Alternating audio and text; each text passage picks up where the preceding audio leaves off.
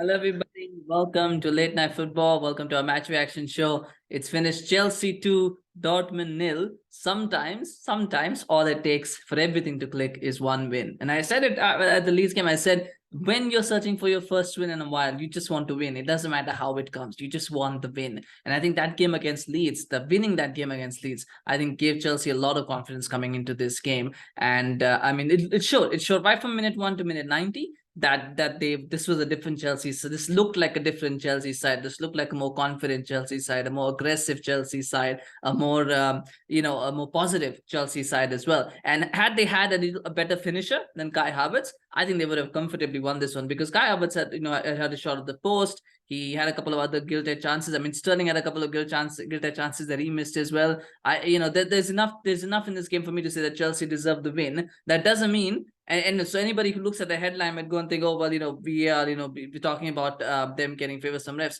The VAR decision, I think the second decision was correct. The first decision was harsh, and we'll talk about that. But it doesn't mean that just because Chelsea got helped by VAR that they didn't deserve to win. They deserve to win, but they did get help from VAR as well. I think both points can be true. And the fact is, though, that I feel, do I feel that Chelsea have turned the corner? I feel yes. I feel they have. This result is going to give them a lot of confidence going into the next few games. I do believe that it's too late for a top 4 push. I do believe that. But I mean, it's never too late. But I mean, they still can make the Europa League spots. They can still, maybe try and get deep into the Champions League. I don't know if they can win it, but I'm sure they can go deep into it. And I think this will give Potter a lot of confidence as well. His job has been on the line. He's been under so much pressure.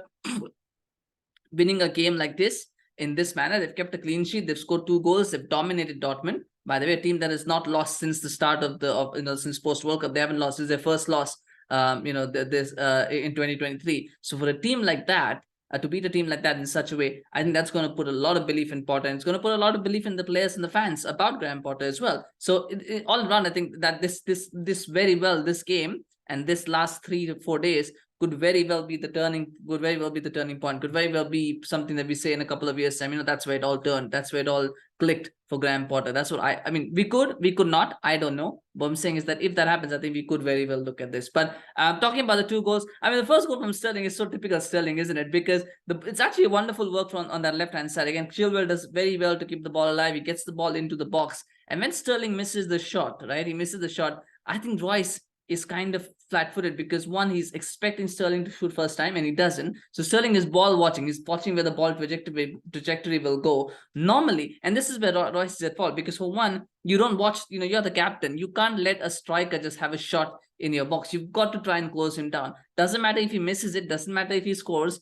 You've got to go and block him down. He doesn't. He's ball watching. He's trying to watch the trajectory, because he's trying to go for the block rather than he's trying to get his body in the way or whatever. But that's not how you do it. You've got to go in for the block. Doesn't matter, because if he had made any kind of movement towards Sterling, he probably would have got there before. Like, he would have got it cleared because of Sterling's miss. But because he's ball watching, he can't react quickly when Sterling misses, and so Sterling has another bite of the cherry.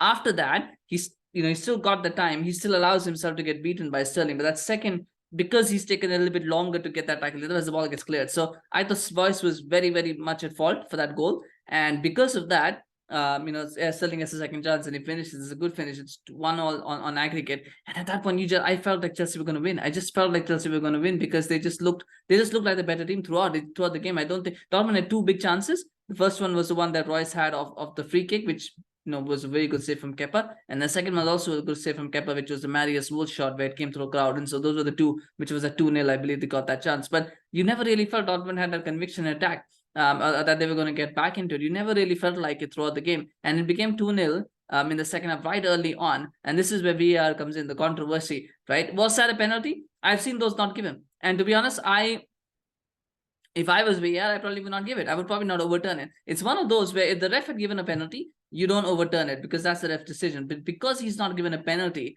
I would not have overturned it. If I was VAR, I would say, no, that's not, the ref has made a decision. It's a gray area. It's his decision. Let's move on, right? But I think in this case, VAR said, no, take a look. Once you tell the ref to take a look, it's a penalty. I think even on the second look, I was not convinced that it was a penalty. It wasn't, but it was given. It was harsh, and the penalty decision was harsh. And that's as I've once said this, when it's a harsh decision, oftentimes penalties are missed, and that's why Havertz missed, because it was not a penalty. It was not the right decision. He missed it. But then again, it's retaken because it's a encroachment, and the encroachment one is the right decision. It's a technical decision. It's the right decision. And this is not the fault of Chelsea. This is not the fault of Dortmund. I think the rules have to be clear, because a Chelsea player was ahead of a Dortmund player. So, I feel like there needs to be some kind of rapprochement as well, that if there is an opposition player already in the box, and you can't, maybe they can change the rules there, because this gives too much of an advantage to the opposition team, because, you've got a penalty kick, there's already a player in the box, and obviously, if as your instinct as a player, when you're a defender, if somebody goes ahead of you, you follow them. Right, you're not going to let the player go free. Oh yeah, don't worry about it. No, it's encroachment. No, you've got to. It's instinct, right? So I feel there needs to be some sort of penalty. On that situation, this is not Chelsea's fault, by the way. I'm not blaming Chelsea for this. I'm not blaming Dortmund for this. I'm just saying that the rules, because the rules are what they are, and the rules say that Chelsea deserved to retake the penalty, and I completely agree with that decision to retake the penalty. But I don't agree with the rules. And I think that needs to be changed. But it's such a vague rule, and it's a rule that's very, very rarely used. I don't think they're going to bother with it, but I think that should be changed. But he got to retake the penalty, and if he had missed the second time, I think we could have probably sat here and said Havertz is the unluckiest player in world football, because to have a shot at the post, to have 2 shots at the post, already one in a penalty, and I think to then have to miss a second penalty would have been really, really catastrophic. But he did, and he scored it. It makes it 2-0, and you just felt Chelsea were going to win from there. Like from there, you didn't feel like Dortmund had nothing left. They tried. Jude Bellingham had a chance. I mean, there was a couple of other half chances. The Wolves chance, of course, was the big one. But it just never looked like they were scoring. They just never looked like they were going to score, and Chelsea just wrote it out. So they go to the quarterfinals from the brink. Whereas I think if they had lost against Leeds and if they had lost against Dortmund, Potter might have been out of a job. I feel maybe. But now he's won both of them. And I think now he's safe. I do feel now that if they can get a good run from here, I think they can go on a good run from here, because they've got a few players back from injury. I'll talk about that. But they've got a good run. I think Potter should now be relatively safe and secure till the end of the season. But who knows what can happen. But I think Kovacic coming back from injury has been a big plus for them. And Kovacic is my man of the match, because I think him and Enzo Fernandez together, they dominated that midfield. They gave nothing away to Dortmund. They completely controlled that middle of the park. And what was interesting was Dortmund kept insisting on playing a high line. They knew Sterling was fast, and they knew Sterling was playing behind, and yet they kept playing a high line. I thought that was risky. That was really, really borderline crazy. What they were doing was playing a high line, because Sule is not fast. I don't think Marius Wolf is particularly fast for a fullback either. So and Guerreiro is very notoriously offensive minded. He's very good defensively. So you're asking for trouble by playing that line. They never got caught out in that position, but I just felt that was a bit crazy the way they were playing. But I mean, Chelsea and Dortmund Chelsea's 2 midfielders never let them get back into it. And I feel that if they can get a proper midfielder in the summer, they can get a proper defensive midfielder, I think we'll see the best of Enzo Fernandez next season.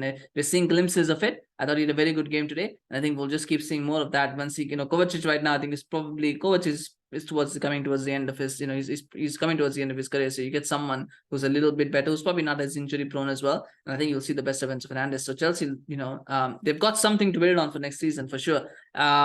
But then they'll need a striker, of course. Get a proper striker in, and I think they'll definitely be in business next season. But that's for next season. I thought Kovacic was my man of the match. He played really well. I thought Havertz played well as well. He's playing as a striker when he's not a striker, and that's the problem. And he's going to miss chances. I think that's just something you're going to have to take on the chin, that he's going to do that, because he's not a striker.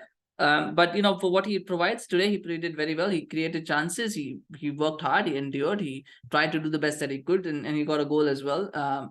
So you've got to credit that as well. Now that I thought Felix looked good as well. Felix for me, I think was fantastic. His link-up play with Havertz is really good, by the way, and his understanding and awareness of the space around him. I like watching that. From Felix. He's going to be a bit inconsistent as well. And he's also very young, by the way, but he's also going to be a little bit inconsistent. And he's going to have because he's that sort of maverick player, but when he's on it, he's a joy to watch. But now let's wait and see who Chelsea face in the quarterfinals. But they have a chance to make a deep run. I think they'll feel confident of that. And I think they'll be happy that Wesley Fofana came to the 90 minutes. He looked good as well today. Koulibaly looked good as well. So I think there's a lot of positive. I think Cucurella probably also looked very comfortable today. I don't know if this was his best game for Chelsea. Maybe a Chelsea fan can tell me that, what they thought of it. But I thought he looked more comfortable in the Chelsea shirt today than he has in a long time. So lots of positive for Chelsea, and that's what happens. One win can just galvanize you as a squad. It can galvanize you as a team, and now you just continue building on it. They've got another win now, and then just going to keep doing that, keep building momentum, and see where that takes them at the end of the season. So, congratulations to Chelsea. Commiserations to Dortmund. I think Dortmund fans will just have to accept that they were just second best today for everything. Yes, the VAR decision was a bit unlucky,